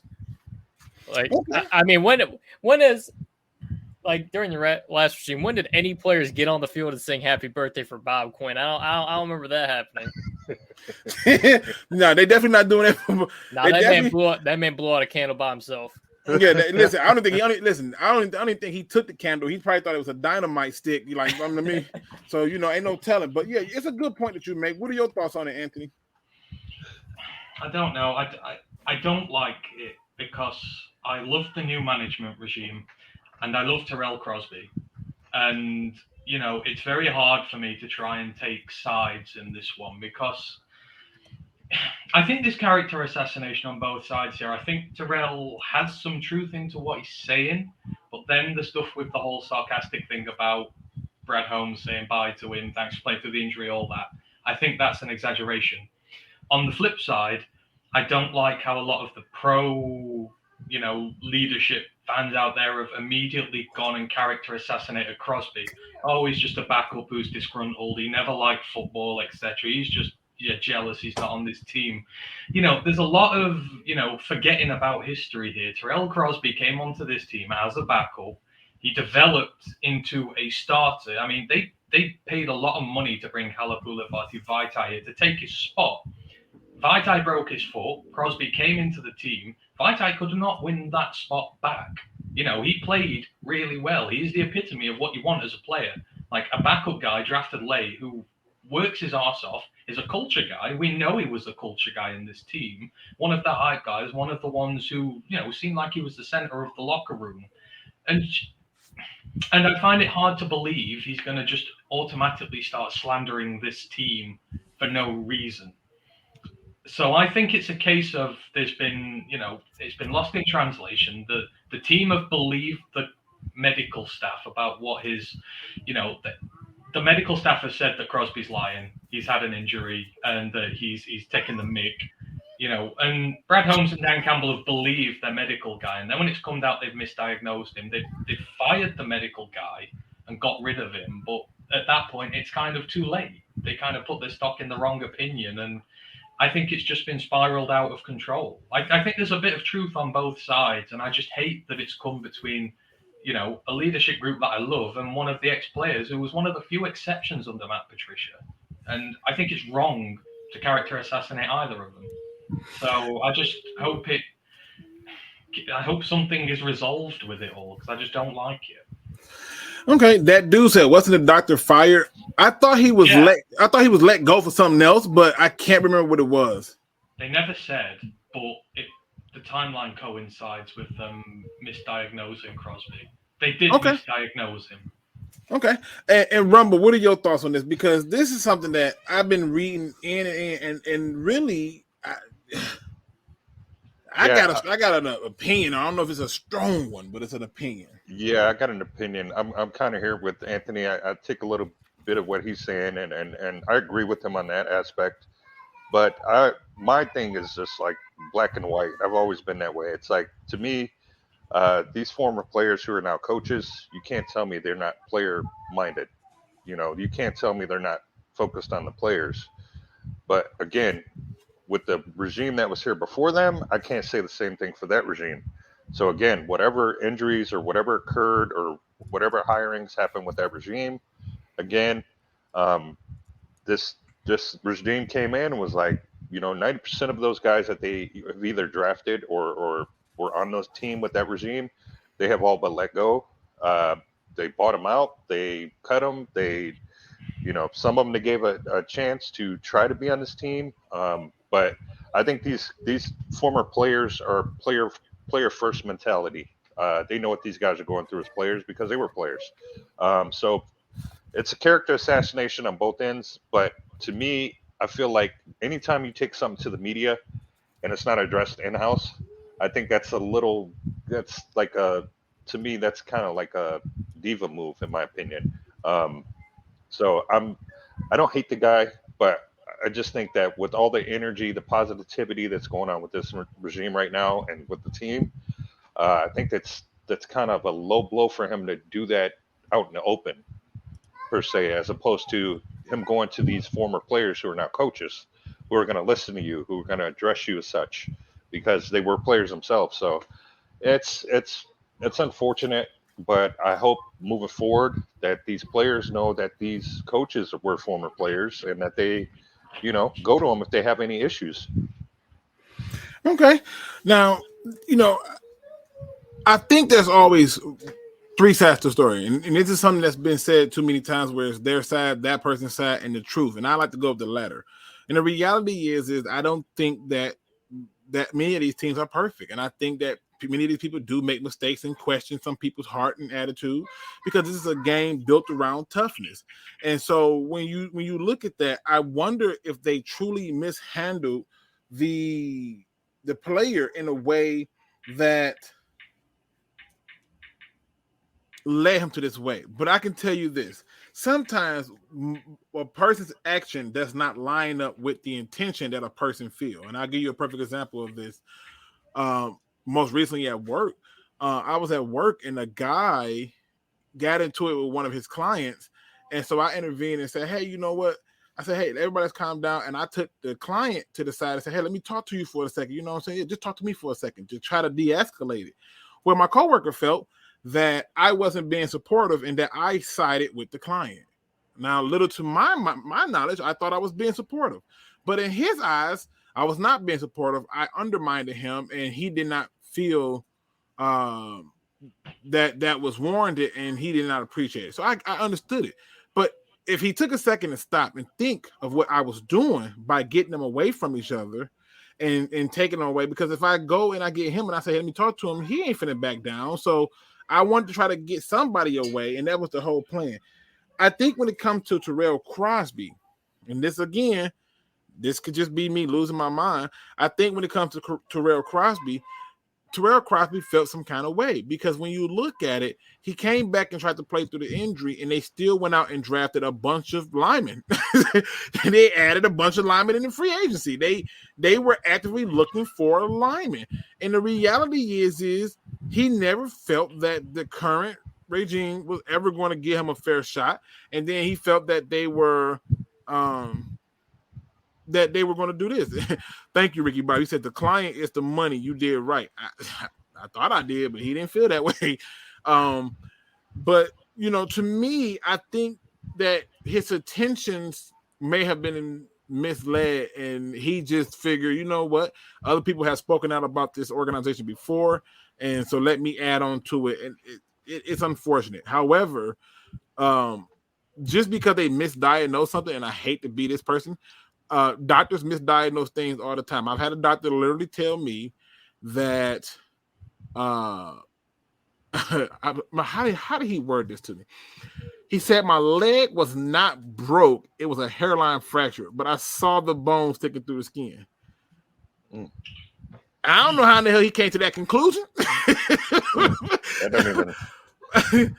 But I can assure you that it happens in the everyday world. In fact, more people die from misdiagnosis than anything else in this entire planet, and it happens. So just food for thought. People, we have been on for an hour and 38 minutes. I have left the link up there for those who want to jump in, but I do have to get back to my parenting duties because my kids, unbeknownst to me, are still thugging on Coco Melon. So shout out to you, Coco Melon. You rock. You absolutely rock. Also, I got to do this. I know the person don't want me to do this, and I'm going to do it again at the beginning of the next time I go live. But a subscriber, who appreciates what I do here, who appreciates my opening message and my closing message, told me that I didn't know it. He said, but the message you delivered was what he needed that day at that moment. And I said, well, I'm happy it can help. And he said, yeah, but I need to show you my appreciation. And I said, no, you don't need to show me nothing. It's our duty to do this. And he says, no, that's not how it works. And he says, I just want you to know that I want to do something nice for you. I said, no, you don't got to do anything. And so I met up with this person. He asked me, can he meet me? And I met up with him. And when I showed up, he had me a ticket for opening day for the Lions versus the Eagles. Incredible. So I will be at the Lions versus the Eagles game due to the honor of this person, who I'll leave anonymous until I can, if he wants me to say who he is. But to you, sir, thank you so much. I do appreciate your gesture. I do not do this because I'm looking for rewards or anything. I do it because I feel that it is something that I'm passionate about. I do enjoy my team, and I do enjoy helping people. I do enjoy being there for people, and I know that it just takes one person. And for that, sir, thank you. Thank you for trusting me to be there for you. Thank you for trusting me and hearing my message. Even if you didn't need it in that moment, thank you for just being there to say, you know what? It was what needed to happen at that time. So I do appreciate you. Thank you so much. We'll get into the final thoughts. And I'm gonna bring this up on the next video. Now tomorrow, I know for a fact I'm being held over. I know. I'm going to try to still do a show, a late one if possible, but I know for a fact I'm being held over because they already have just texted me while I was doing this stream. So wow. I know what time. Yeah, it gets bad. However, I want to go into final thoughts, starting off with you, Ghost Gunner. Get the people your final thoughts for the day. Hey man, happy to have your show back. Happy to have football back. I'm ready to rock and roll for the season, man. Preseason right around the corner. Hell, we get the Hall of Fame game in like 2 days. Also, yes, I did read it. Also, also for those who are wondering, the bottom of the article is they talk about Hawk watching Hutchinson. I don't think there's a clip anywhere of it though that I'm aware of. Yeah. Scroll down now. Stop. Scroll down so they can read it. Which one? Just scroll down. It's in the bottom paragraph. I'm pretty sure. Oh, you mean this one right here? Yep. There, right there, middle paragraph. Yep. It says he'll remember Banks that he'll remember Bank that one. He'll remember Bank that one. I'm telling you, Campbell said about Hutchinson getting washed out by Hawkinson.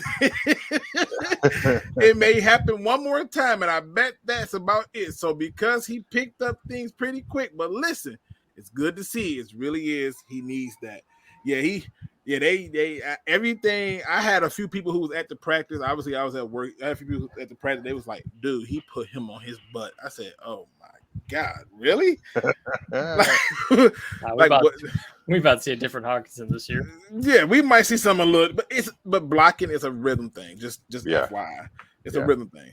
But yeah, I'm sorry. My apologies. Yeah, I just wanted to bring it up because I know you was trying to figure it out. So here's the title: Detroit Lions 2022 training. Okay. All right. Go ahead, sir. Oh, that was it. Okay. All right. On to you, Anthony, my Roar the Lion UK. Anthony, listen, I'm planning on hitting the UK up. This is how I'm gonna do this. And that's the thing. I have no clue how I'm gonna do it. I gotta do this where I have enough time off. So that way, if they cancel my flight, I'm not just stuck at the airport like that dude that been stuck there for years that will end up being played in a movie by Tom Hanks. So when that time comes, good sir, I will be hitting you and the rest of the crew up so y'all can kind of show me things that the average tourist would not see. Hey, Luke, you are more than welcome here anytime you want. You will be treated like royalty. So you don't need to worry about a thing if you come here. So, it's as I think, you're going to go on to my final thoughts in a minute, but I just want to say, I really love that story you just told then about, you're getting the tickets for the opening day and that. I mean, I would just want to say, look, you deserve it, because of what you do here with your show, with this fan base. I mean, we wouldn't have a podcast over here if it wasn't for you. You were one of the first people from over in the States. You didn't have to do anything. You came over, you embraced us as a channel. You let us come on here. Your followers, some of them became our followers. We were able to grow because of that. And, that's just the type of person you are. You just give and give and give, and you deserve all this good stuff in life. You ask me why I want to stay up late and do this all the time. I love coming to do this with you. And, I would not have it any other way. So, I just want to say you earned that. And, you just do such a tremendous job. And, I want you to know that. So, well, thank you so much. I didn't even want to take the tickets, but he insisted. He was like, no, I need you to take these. I was like, but I don't need them. He said, no, we're gonna watch the game and we're gonna enjoy it. I'm like, thank you. My job, all I do is help people. So it's mind blowing for me. But again, I'm more thankful that he was willing to trust in the message that was delivered at the beginning and at the end of the video, and that's what stood out for me. Now you got to tell the people how they can find you, because I think even if I wasn't around, y'all was gonna still blow up, because I was so happy to hear a untainted perspective. Untainted, because we have some media locally that can't help themselves, okay? And so their whole job is to create the shock effect. But you guys came, and I was so impressed with how much you knew about this team. And I'm like, wow, this is a real thing. So tell the people how they can find you. I'm pretty sure they know who you are, but for the new one, because I am streaming with Man Hour, so that means I am also on their platform streaming, as well as my channel, as well as Facebook and a host of other services. I think everything minus Twitch. So, and I think they're trying to set up the Twitch for me soon. So we'll see how that go.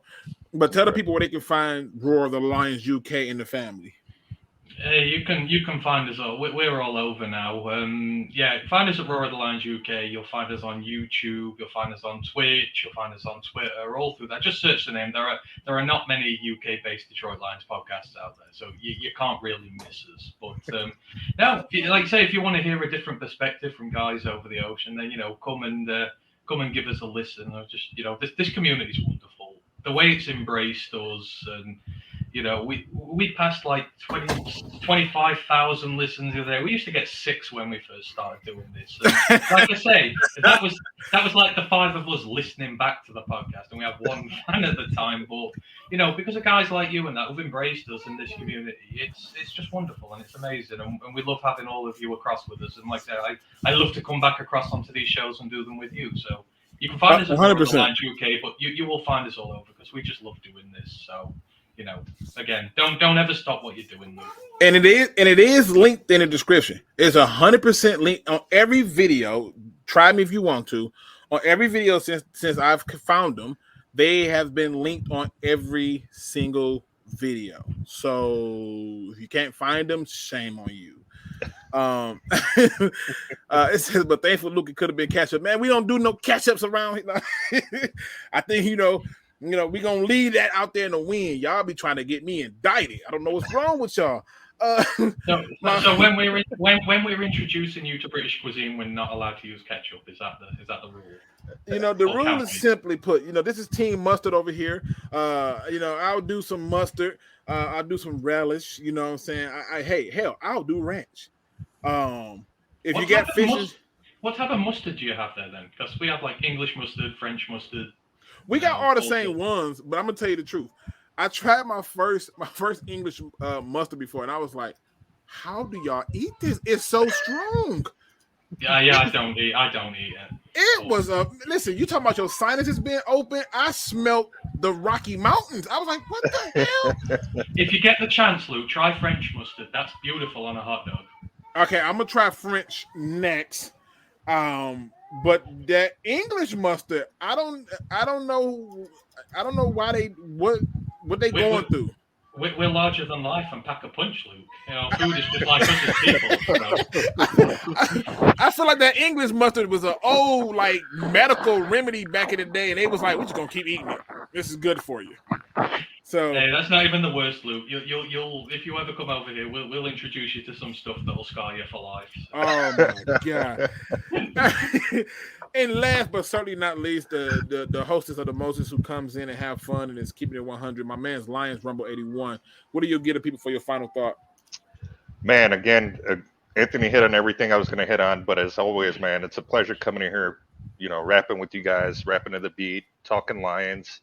Love where their community has went as well. Thanks to you, Luke G, for introducing me to them. Man, I cannot wait for this season to begin. And again, I'm going to be streaming more as well. So I hope you guys will open your doors up to me if you get an invite. But I'm looking forward to doing more this year within this community. I'm out here in Vegas. I'm trying to kind of, establish something out here on the West Coast. I'm on Twitter. I'm just trying to be more involved with this community because I've seen you guys just take off, and it's such a rewarding thing when you bring up your stories that you did about the anonymous person gifting those tickets to you. I think we need more people like you in this world, and more people like Anthony who just devote themselves to something bigger than themselves. So shout out to you guys. Shout out to the chat as always. They always keep it a buck with us. Love interacting with you guys as well. And yeah, man. Thank you, Luke, man. We were worried about you, man. We had an APB out for you. Dude, listen, the job has been on my head. I can tell you this much right now. I know last week I worked 78 hours. And because we had an interesting week as a whole. Analytics Den, shout out to him. He says, "Yo, I'm the only able to say this. Hutch has played versus starters. I don't think I said he didn't play against starters. I said Melko Rodriguez, all the hype that's coming from him was not with starters. It says versus starters for some time, and his sacks today were not from backups. What I read said that it came against the second team. If you're saying it was not backups, great. I read that it was not. That was against the second team. So, if you're telling me that that's wrong, then I'll correct myself. And he got him a sack in practice. Good. That's great. I want to hear that. Still stand by my stance. 10 sacks this season. That's the minimum. Me, people. I got to end the show on a good note. Okay. Sorry I've been gone so long, but I plan to come back, and I'm gonna have to do some pre-recorded stuff to kind of keep it in there so I can hit on topics more faster. But today's positive quote comes from the internet. I never know who say these things. I really don't. I wish that they were more open to putting the author's name on this stuff. But simply put, it says the only person I'm afraid of is myself. I'm going to repeat it again. The only person I'm afraid of is myself. I don't think many of you ever took a second to just address yourself and take time out to understand what is the real cause for you not hitting on certain goals. It's you. It's you. You're constantly in a fight to beat yourself. You're constantly challenging yourself to do something different. Take a second to ask yourself one question. If you're afraid to do it, you might be headed in the right direction. So why not go for it? If it's not going to kill you, if it comes with a little bit of risk, why not challenge yourself to be bigger? The biggest bully on this planet has always been myself. I can find 1,000 reasons why I don't want to do something until I realize that I'm simply just beating myself at my own game. I am opening up my eyes to so many things that I never thought that I knew. And I know that there are so many people out there like me who are supposed to go to the gym, who were supposed to do better with their finances, who said they were going to call this person or call that person, and they just keep putting it off because their self is the thing in their way. I'm asking you to beat him. Beat him at his own game. Challenge him to be better than he was. Push him to do things that he never did. That when uncomfortability set in, tell it that it is what you've been waiting for, because that's when you're at your best. One of my favorite lines came out of a movie from Batman where Bane told him, "I was born in the dark. You merely play in it." People, your breaking point has never been reached. And it should never come close to being reached because the greatest parts of you have never been accessed because you're too afraid of yourself. It's time to get out of your own fear and get into your own confidence and your own ability to know that you can do it. Take that advice to the bank. It's a check that will never bounce. With that being said, ladies and gentlemen, please hit that like, subscribe, notification bell. And if you don't do nothing else, if you can't find another way to get it done, simply go and check out my man Hour, who came in the building to show some love. Shout out to the people.